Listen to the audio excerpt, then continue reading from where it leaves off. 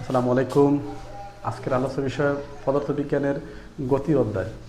গতি অধ্যায়ের একটা চমৎকার টপিকস আছে, Newton Newton law. Sir Isaac Newton 1687 সালে ভর, গতি ও বলের উপর ভিত্তি করে তিনটি সূত্র আবিষ্কার করেন। সূত্র তিনটাকে নিউটন ল নামে পরিচিত।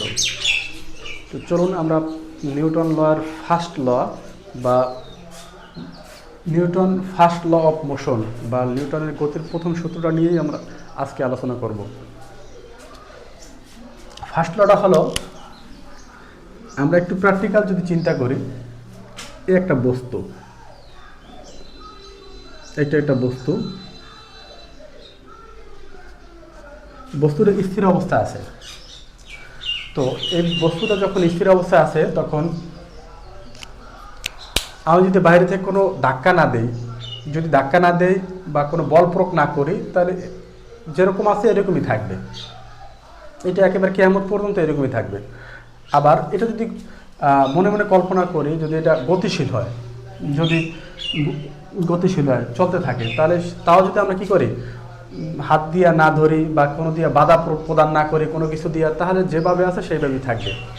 তাহলে মূল বিষয়টা হচ্ছে কি, বাহ্যিক কোনো বল প্রয়োগ না করলে স্থির বস্তু চিরকাল স্থির থাকবে, আর গতিশীল বস্তু সুষম গতিতে চলতে থাকবে। এইটাই হচ্ছে নিউটনের ফার্স্ট ল। তাহলে আমি একটু যদি একটু সাজায় লিখি, তাহলে কী হবে, বাহ্যিক কোনো বল প্রয়োগ না করলে স্থির বস্তু স্থির এবং গতিশীল বস্তু সুষম